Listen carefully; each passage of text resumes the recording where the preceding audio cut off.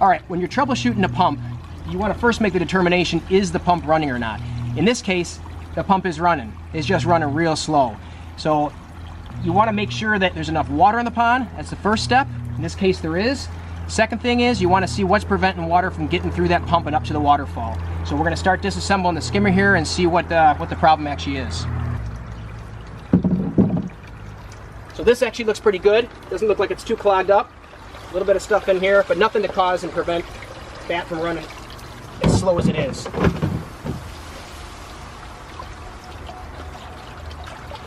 That's not too bad either. Could use a little cleaning, but it's not preventing the water from getting up to the waterfall. So something's got to be going on with the pump itself. So we pull the pump out here. That Aquasurge, it's not a solids handling pump, so it does require some maintenance. So this is often a problem when you have a low flow on the waterfall. It'll just basically tell you that it's time to actually clean this pump. So you want to scrape this off, clean the intake out.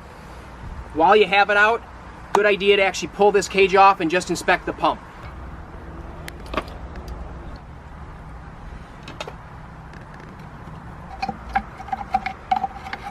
So this spins freely. Nothing's really clogging it, nothing major.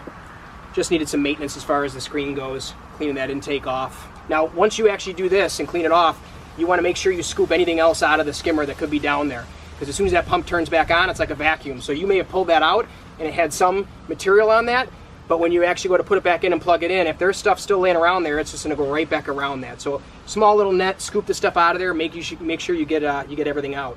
Important thing to do is make sure you get any types of rocks, gravel, and that kind of stuff out. On a solids handling pumps, they'll actually suck those rocks and gravel in, and a lot of times they'll pass them through, but if that little pebble or gravel is just the right size, it'll bounce around inside that volute and start to grind away the blades of the impeller. You want to make sure you get that stuff out of there. When you put this all back together again, that it's got nice clean water down in there and all your filter pads are clean and your basket's all cleaned out. So this is just periodic maintenance associated with an Aquasurge style pump. That's a high energy efficiency pump, and that's what you sacrifice. You sacrifice the ability to handle solids. So you get a good lower electrical bill at the expense of doing a little bit more maintenance on it. All right, troubleshooting issues where it's a clogged pump, clogged filter, full skimmer debris basket.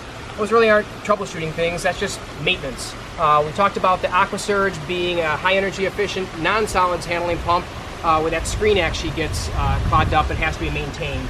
So if you don't have proper water levels in there, or you're preventing water from actually getting into the pump area, it's going to cause a problem eventually, because pumps require water to cool them.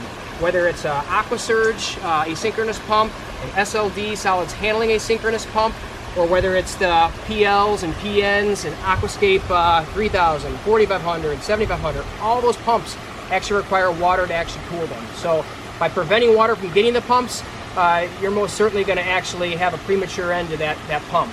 I got a couple examples here. This is an Aquasurge asynchronous. There's only one moving part on these pumps, and that's the interior on this one. And you can see right here how this is all actually scarred up. The inside, it's harder to see, but you can see the same thing in here.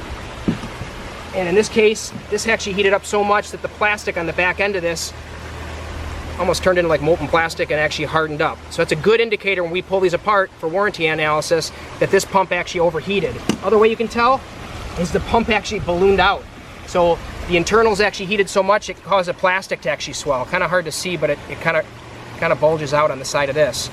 Here's another rotor right here, same thing. You can see how this is all actually damaged from actually heat. So that friction basically just starts to heat up, and that's where you get the scorching, and then eventually it actually seizes. So that's why it's important to make sure you're constantly having water go through that skimmer or through the pump valve. On the flip side, solids handling pumps. The asynchronous solids handling SLD is designed the same way as the Aquasurge. It's a floating rotor style pump like this, only one moving part. I pulled this one out as an example because I talked about getting rocks and gravel out of the skimmer. Now, those won't even go through an Aquasurge because they have this screen actually on it. But they're a solids handling pump. It'll normally pass through large solids. If it's the right size rock or gravel that gets in there, it'll bounce around inside or get wedged in it. So you can see this right here. That's what I'm talking about. So this actually, there's bolts from that. So these are actually wedged in here. So this actually was in a bunch of gravel, got sucked up in here and wedged itself in. Now fortunately, it didn't really damage any of the impeller on this.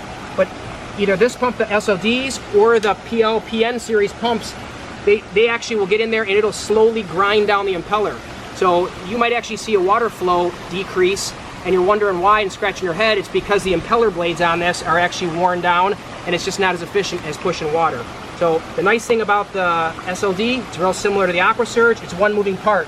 So if you have to actually ever replace this because one of these breaks or gets actually worn down, you can buy a replacement right here and just swap it out. So real easy fix. On the direct drive pumps like these guys, there's actually replacement impellers. So it's a little more involved. You got to pull this whole assembly apart and actually then put the new impeller on in place of the old one. So there are some little maintenance things you can do to actually repair them and get them going back up again. Another troubleshooting tip to do when you have reduced water flow, and it's not really the pump itself, it's the plumbing, is the check valve. So if you've gone through and done all the other maintenance we shared with you on cleaning out the intake of the pumps, making sure your filters are actually cleaned up, and you still haven't reduced water flow, it could be that the flapper inside this is broken loose. Now, this is our second generation check valve. We spent a lot of time modifying and improving the durability of this flapper in here. Older version, which was around for many years, eventually that little flapper can fatigue and break loose. And when it does, it'll actually wedge itself up here and reduce the water flow because it's clogged up at the top. Easy way to troubleshoot is pull it off. If you hear it, this is actually a good one, you can hear it just the flapper going, but if you hear it rattling around uncontrollably in there, then you know it's a broken flapper that's inside this. If you replace the check valve, you'll be as good as gold. So if you go out to your pump and it's just not working, the next place to go is back up where it's plugged in, and that's a GFCI. GFCI is a ground fault circuit interrupter, and it's basically there for safety protection.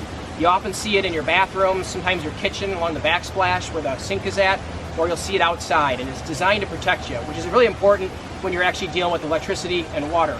So the GFI will actually trigger. If it notices there's an issue, it'll pop and cut electricity off to the site. So the first thing you actually want to do is just push the reset button on this. If it runs, maybe it was something actually related to weather, wind, rain, something actually splashing in here, because they're very sensitive. So you want to make sure you have a cover on it that closes and is actually protected. If it pops and triggers again right away, boom, it turns right back off again, then there's something going on. What I recommend doing is actually unplugging this, see if you can find another GFI around, and plug the pump into that. If that pump then triggers that GFI, you know there's something going on with the pump. If that pump runs fine on that GFI, but is actually was triggering this one right away, very likely something's wrong with this GFI. I mentioned how sensitive they are, wind, rain, all that kind of stuff. GFIs also have a lifespan on them. So there's actually some GFIs now that'll have little LED lights on it, and when it reaches this lifespan, the LED light will come on indicating it's time to actually replace it. So you want to possibly come over here and check, have an electrician come over, check the GFI, switch it out, put a new one in, and see if that actually solves your problem. If you have an electrician come out, make sure that the GFI is a dedicated GFI to this outlet. I speak from personal experience. When I first moved into my house, put a water feature in, got everything going. A couple mornings later, I come downstairs, the waterfall's not running. I go out, I push the GFI, the pump starts to run again. A day or two later, come downstairs in the morning, waterfall's not going again. After a few times and troubleshoot and do all these steps, finally actually called an electrician, had him come out. Turns out my GFI was tied up to the GFI in the bathroom upstairs. Every time my wife would do the hair dryer and I had all the pumps and everything else going, it was enough to trigger the GFI. Problem went away as soon as they actually changed everything and made it a dedicated, so it's not tied into the bathroom upstairs anymore. So there's all sorts of crazy stuff that can actually happen when it comes down to electrical. You also want to make sure that you have the right voltage out to this GFI where the pump's plugged in. So if you got 120 volts, you got a 120 volt pump, you want to make sure you're getting close to that. Typically a pump can go plus or minus 10%. Running it continuously about plus or minus 5%, it's actually a voltage rating. So if you're not getting the proper voltage, you can use a multimeter to check it, call up an electrician and have them actually correct that. Another nice thing about the smart pump receivers we have, they actually have the ability to check your voltage on your phone, so you can see if it's actually getting proper voltage or not. Another troubleshooting, extension cords. These are for temporary use only. Some people put these in and they use them permanently. The problem with that is they're not typically designed for permanent use, and you also want to make sure you're using the right gauge. I have two samples here of 25-foot extension cords. This one right here is actually a 16 gauge, and this one right here is a 12 gauge, and you can see the thickness and difference between the two of them. So when you start running long extension cords, you have voltage drop, and then you go right back to the issue with low voltage situations, which really does do a lot of damage with the pumps. So make sure you actually have a permanent installation, and if you are using a temporary extension cord, use a big, thick, outdoor rated gauge, and when you have connections with it, almost every hardware store has a little coupling here where you can stick the two sockets in and close it up. It's a watertight seal. So this way actually protects it from any moisture, rain, or any other type of issues. Super cheap too. So we talked about proper maintenance of the filter system, proper maintenance of the pumps and the intake screen and things that can actually clog it. We also went over some electrical issues that can cause problems on the pond. What we didn't talk about is the pump the right pump for the application. And what I mean by that is you'll see in our catalog, you'll also see on our website the operating charts we have in there. Those are the efficiency zones where the pump wants to operate, where the maximum zone the pump should be operated at, and then you have the do not operating zone. Now fortunately you don't have to worry about the operating zones as much with any of the asynchronous pumps, such as the SLD, the AquaSurge, and the AquaForce pumps. They have only one moving part. You can be operated anywhere on the curve. The direct drive pumps, however, such as the PL, the PN, and the Aquascape Pro pumps, you do have to be careful when putting those in. You want to make sure the application is suited for those pumps, and that's why we have those charts in the catalog. When those pumps are put in the best efficiency zone or the maximum operating zone, they'll run like champs. But when they're out of that zone, it's like running your car in first gear at 60 miles an hour.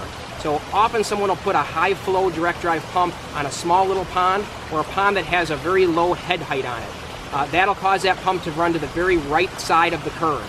So if you don't want to run that pump there, that's going to actually cause vibration, cavitation, water breaching in the mechanical seals, bearing issues. So if you've had multiple pumps go out on a project prematurely, check it out. Make sure that pump is the right pump for that project. And if it's not, consult that graph we have in there, that chart that shows the operating zones, and find a pump that is better suited for it, because you'll just keep running these pumps out prematurely if it's not the right one suited for the job. If you're looking for more information on how to figure out the best efficiency zone or how to figure out your total dynamic head, go to our Aquascape website, the pump section. We have information on there on the website. We also have some downloads on how to actually bid out and specify a pump. Extremely important to do that when you start off a brand new project, and obviously if you're having problems with the pump, to go back to that to see if it's the right pump for the project. Just like with any mechanical device, a little bit of proactive maintenance can make the device last a lot longer, and a pump is no different. We have a pump maintenance cleaner solution here. This is actually a bio-green type of product, so it's not like an acid-based solution. It's actually a nice solution that will actually cut through and break down any type of calcium, hardness buildup that's in here, debris, and it also serves as a lubricant. So it's a really good product to actually use on an annual basis just to clean out the pump. I talked about that rotating element. That was that one example of the one that was actually kind of scarred up and damaged. This is what will actually keep that hardness from building up on this and allow that water to pass through and keep this whole thing cool. Super simple to use. You put the pump in the bucket here, you can pour that on it. Simple brush, a little scouring pad you can use. Clean it off, let it soak for a little bit, and then you just rinse it down. And it's environmentally friendly, so it doesn't matter if it goes off into the lawn or anywhere in a planting bed. It's actually safe to use. So one good way to do some preventative maintenance on the pump to prolong the life of it.